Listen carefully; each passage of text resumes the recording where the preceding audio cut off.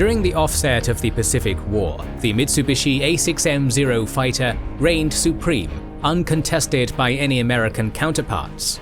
This would be the case for the first years of the war, and as a result of this disadvantage, American pilots needed to learn how to outperform the Japanese using aerial techniques.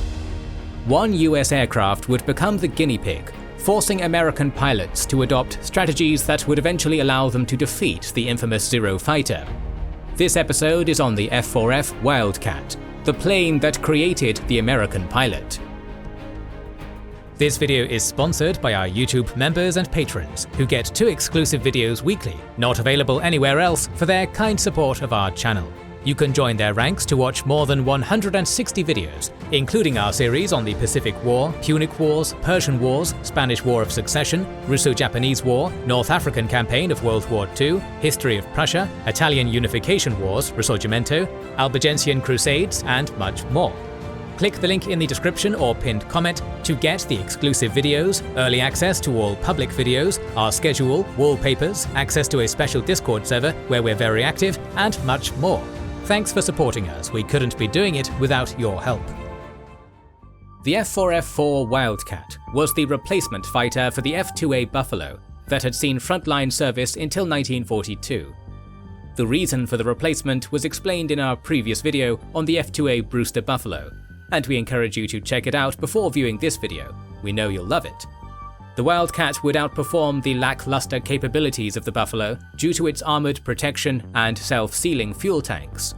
These capabilities allowed the pilots to learn from their mistakes and become better pilots. While their adversary, the Mitsubishi Zero, outperformed them in every regard, they were very lightly armored and easily shot down when engaged. The survivability of the Wildcat saved many pilots' lives and taught them that head-on engagements with the Zero were fruitless. This forced aerial techniques to change to play to the strengths of US planes and exploit the weaknesses of Japanese Zeros.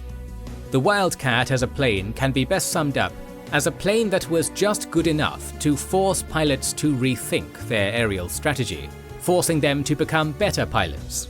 To understand the importance of the Wildcat, we must understand the pilots' strategies. The pilots of the Wildcat had to deal with a slow climb rate of only 500 to 1,000 feet per minute. Grumman had stated that the Wildcat could maintain a climb of 1,950 feet per minute, but this was impossible to achieve with perfect conditions. These disadvantages were less crippling to the plane than similar issues found in the F2A Buffalo. While the F4F was a step above the F2A, it was by no means an equal to the Mitsubishi A6M0. The Zero was more agile and easier to maneuver than the F4F. Still, the F4F had a crucial advantage in the form of pilots continuously adopting and adapting tactics to counter the Zero. This constant drive to exploit the most minor weakness in the Zero would create the deadly American pilot and numerous aces. One of the first successful strategies employed by the F4F was the beam defense position, which would later be called the Thach weave. John S. Thach came up with the idea after reading reports from the Fleet Tactical Unit, and soon went to work figuring out how to beat the Zero. Before he ever engaged a Zero in combat, he spent his time trying to figure out how to fight a Zero using matchsticks. He concluded that for the F4F to win, they had to have the advantage of altitude before the conflict. The maneuver started with either 2 planes or 4 planes, and started when an enemy committed to an attack on one plane. Once the attack had started, the bait plane would attempt to move in and out like the pattern of an S, while the other F4Fs would do the same but on the opposite side. As the 2 fighters would cross each other, the attacking plane would cross the path of the non-bait fighter, giving a clear shot on the Zero. If this could be adequately performed, and the attacking plane continued to commit to the attack, then they would have little chance to avoid the oncoming attack.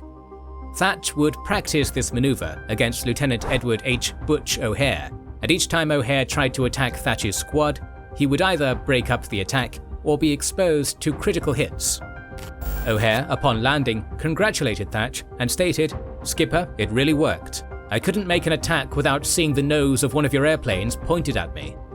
Thach would utilize this tactic for the first time at the Battle of Midway in June 1942. A Zero dove on Thach's squad of 4 F4Fs and committed an attack on his wingman. The wingman commenced the Thach maneuver, with Thach being the attacker of the pair. As the Zero tried to hit the F4F, he would be caught off guard by Thach, and the first victory using this maneuver happened. After this, the USAAF adopted it and trained all its pilots to use it. All pilots did not accept the Thach maneuver, and it was not immune to exploitation either. USN ace Swede Vetasa believed this tactic would not be useful against experienced enemy pilots. At the Battle of Santa Cruz Island, American pilots, Ensigns Al Meade and Raleigh Rhodes, tried to use it against Lieutenant Moriesu Hidaka, but the experience of the Zero pilot led to both American pilots being forced to ditch their Wildcats after taking severe damage from Hidaka.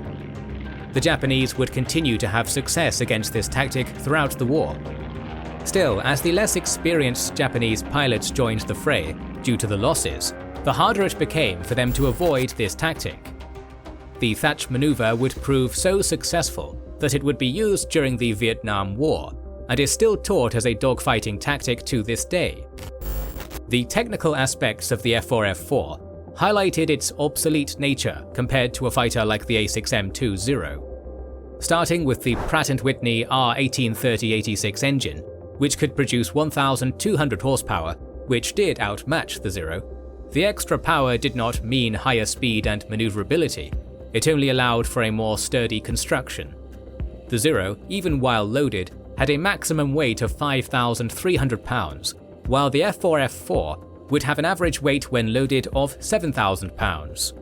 The extra power in the engine would be used to push the heavier planes to 318 miles per hour or 511 kilometers per hour, which was slower than the Zero's reported 330 miles per hour or 530 kilometers per hour. The lighter weight and higher speed meant that it could outrun and outmaneuver the F4F4. But what the F4F4 had that the Zero didn't was an armoured cockpit for the pilot and self-sealing fuel tanks. These protections were why so many pilots could master their techniques and learn from their mistakes. If a pilot made a mistake during an attack run, or became caught in an ambush, they had a higher chance of surviving. Each time a pilot survived an engagement, they would learn how to avoid it and start learning how to counter Zeros. It was this ability to survive that was the crucial characteristic of the F4F4. The original F4F4 Wildcats came with 4 M2 Browning machine guns firing 450 rounds per minute per gun. Early in the war, this was increased to 6 machine guns, reducing the ammunition to 240 rounds per gun. Most Navy pilots were not happy with the added guns because it lowered the firing time from 34 seconds of burst fire to around 20 seconds of burst fire. Thach was recorded as saying, "A pilot who cannot hit with 4 guns will miss with 8. The extra guns also added extra weight, further slowing down the plane. Testing of the Martlet Mark IV took 14.6 minutes to reach 20,000 feet, but during combat, pilots reported only being able to achieve at most half the climb rate during testing. Grumman claimed it could climb at 1,950 feet per minute, but in reality, it was closer to 500 to 1,000 feet per minute. This meant that the climb to 20,000 feet, which took 14.6 minutes, would more likely be doubled during combat operations. This meant the F4F4 had to launch before the enemy came into range of their targets. Pilots reported that they were at their most vulnerable when they were trying to ascend to an advantageous altitude over the Zero. One of the famous feats of an F4F was by Lieutenant Butch during the attempted raid on Rabaul in February 1942. The USS Lexington Task Force was sent to help with the operation, and was loaded with F4F Wildcats and Douglas SBD Dauntless. On February 10th at 10:15, 2 Japanese Kawanishi H-64K flying boats would be intercepted by 4 F4F, but not before they radioed the USS Lexington's position.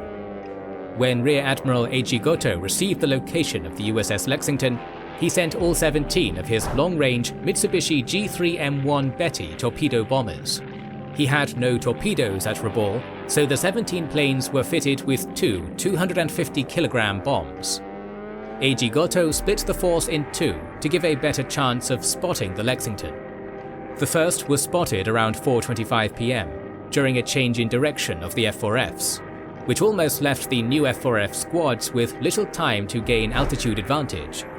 It was Lieutenant Commander Jimmy Thach and his squad who intercepted the first wave of 9 Bettys, and would shoot down 5 of them, with the other 4 dropping the ammunition but missing. While Thach's squad attacked the first wave, only 2 F4F remained back in case of a second attack. The second group of bombers was spotted at 4:49 p.m., 12 miles away from Lexington, and O'Hara and DeFeo moved to 15,000 feet of altitude to attack. DeFeo's guns would jam before the interception and force him to turn back. This left O'Hara to take on the second wave alone, with only enough .50 caliber ammunition for 34 seconds of sustained firing. The Betty's formation was made to create overlapping fields of fire from their rear 20mm guns. Thach had made sure to teach all of his pilots deflection shooting, which gave better accuracy to the attacking Wildcats. The first 2 planes on the outside of the Japanese formation broke away from his attack and caught fire respectively.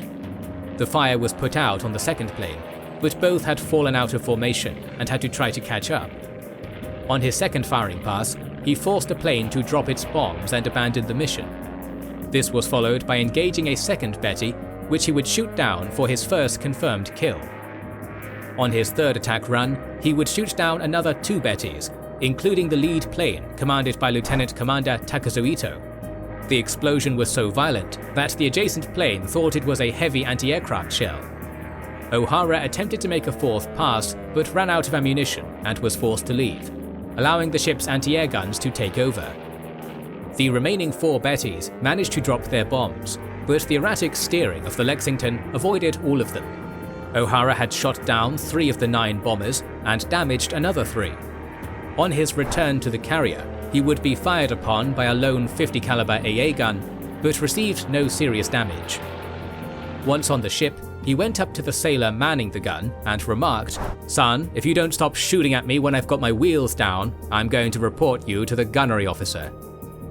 After this action, both Admiral Brown and Captain Frederick C. Sherman of the Lexington both commented on how O'Hara's actions might have saved their carrier from serious damage or the total loss of the ship. O'Hara would receive the Medal of Honor at a White House ceremony, where his wife draped the medal over him, while President Roosevelt observed the ceremony.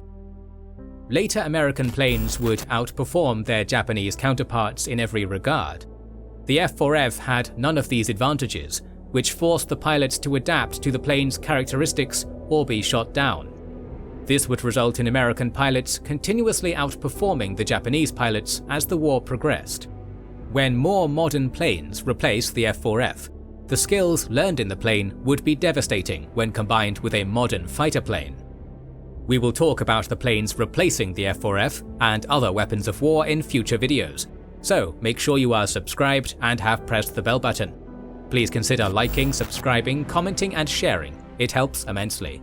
Recently, we have started releasing weekly Patreon and YouTube member exclusive content. Consider joining their ranks via the link in the description or button under the video to watch these weekly videos, learn about our schedule, get early access to our videos, access our private Discord, and much more. This is the Kings and Generals channel, and we will catch you on the next one.